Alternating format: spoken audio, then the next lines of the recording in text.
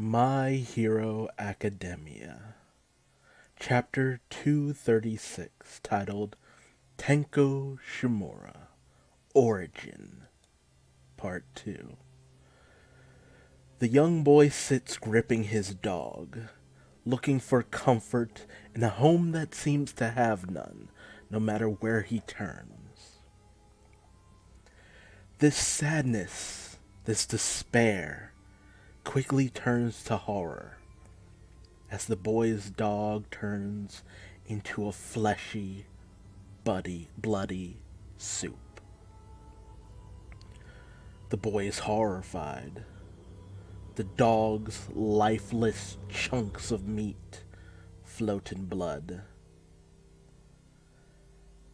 The boy's sister comes out of the house, wanting to apologize for betraying him, despite the fact that she had simply wanted to show him something neat.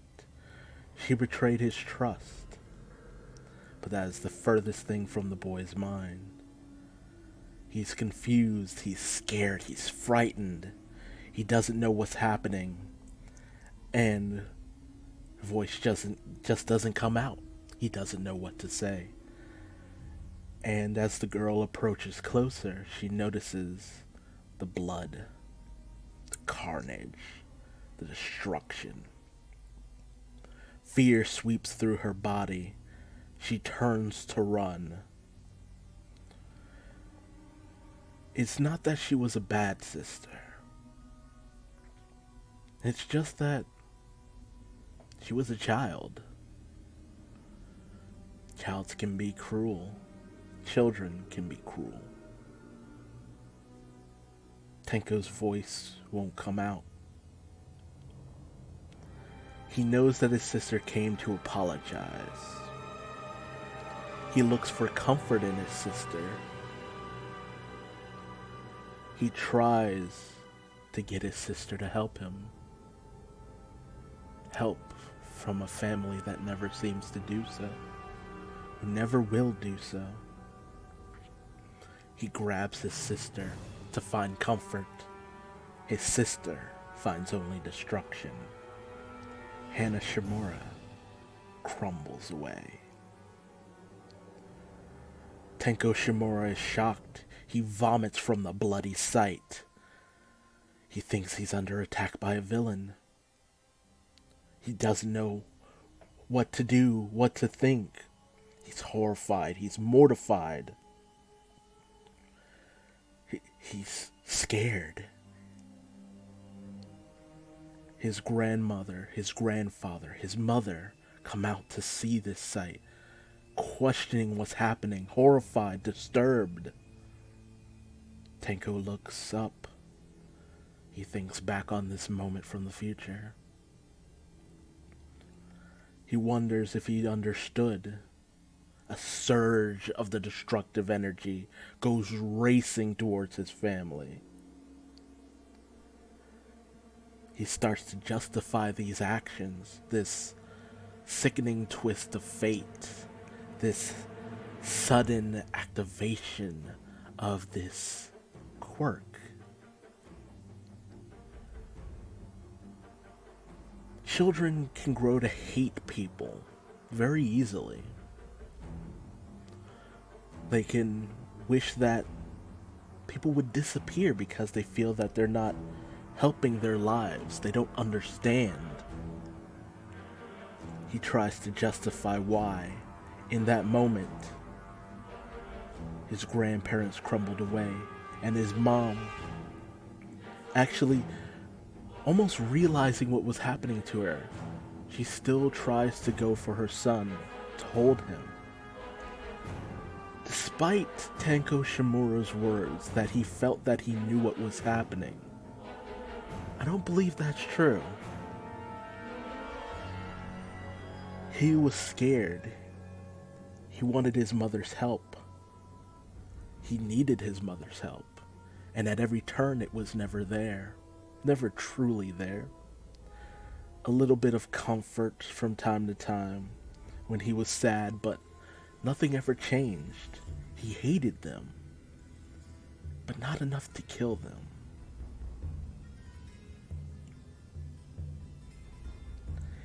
He hated them, but he didn't want them to disappear. Not like this. He wanted their help. He needed their help. And when they were finally ready to reach out and do something, it was all too late. Tenko's father walks out, seeing the bloody carnage, the lumps of flesh and hair, clothing, and his son begging for help, scratching violently at his throat. Tenko realized what he did when it was all too late. His power continued to go out of control. Surges of destruction swept throughout that backyard in the house that his father built. When he reached out to his father, though, all his father could do was strike at his son, the same as he ever did. And in that moment, his father realized, all too late, that again he was making the same mistake. Again, he was lashing out at his son. And for the very first time, he tried to reach out and properly talk to his son. But in that moment, all his son could see was an abusive father who caused these emotions to bottle up within him, who caused him nothing but pain and trauma.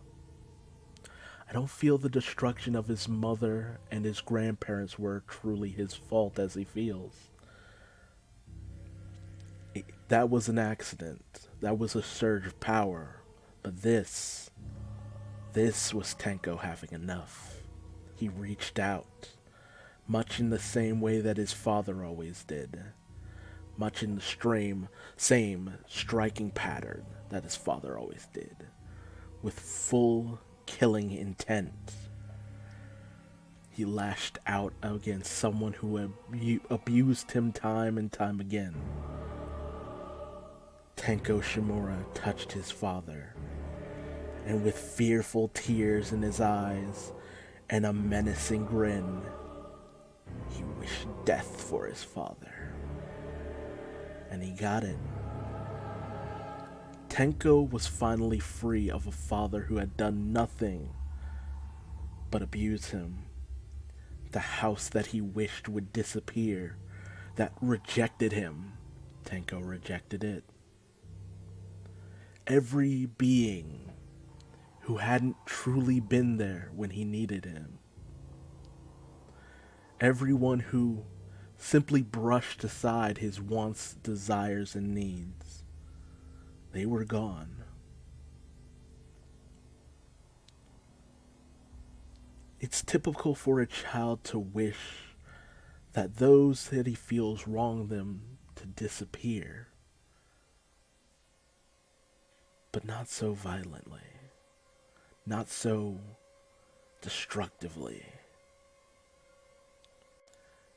It was in this moment that Tenko Shimura broke. And Tomura Shigaraki started to rise.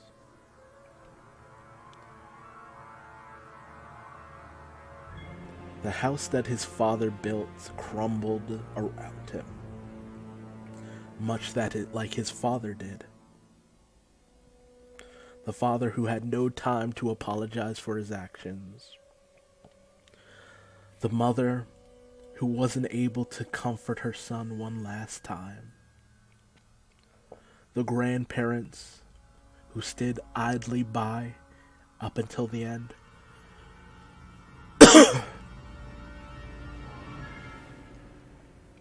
The sister who time and time again turned her back on her brother. Not because she had malice for him, but simply because she was a brat. That's not something punishable by death. With time,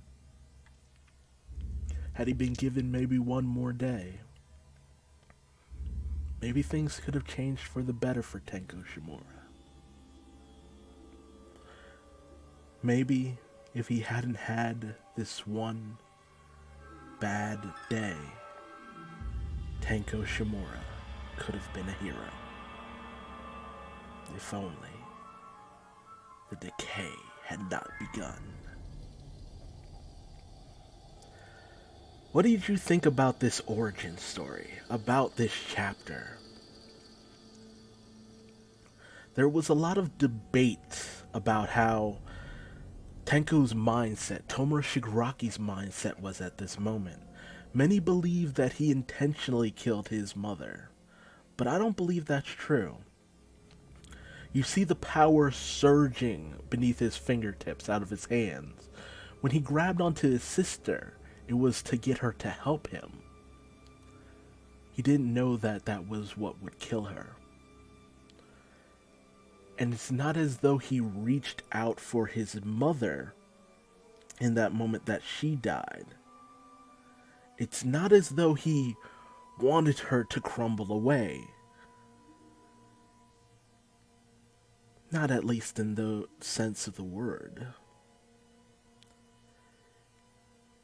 He wanted her to go away simply in the thought that she never made anything better. Never improved on his life. Time and time again, he was put down, rejected. So he rejected them in the worst way possible. He was scrambling for his mother, needing help, needing more than he ever seemed to get time and time again. He needed some form of comfort, someone to let him know that everything would be alright. And he didn't get that. That positive influence for the future.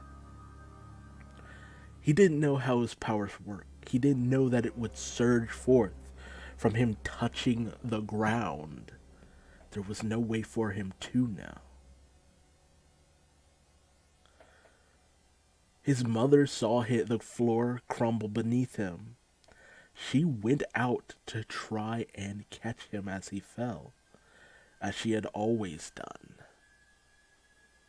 But much like had always happened, it wasn't enough. It was violently too little. A very grisly chapter.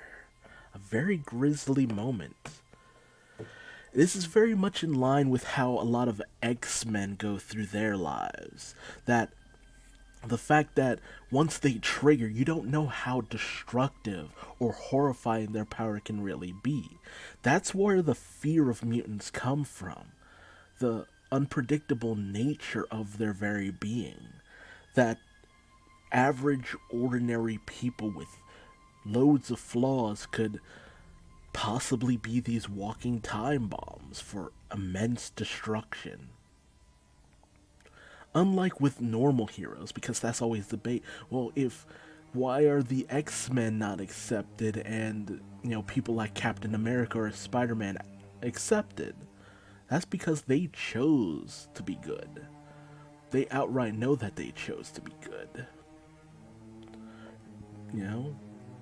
It's simply them having their powers, and choosing to actually be good guys, kind of, diverts that stigma.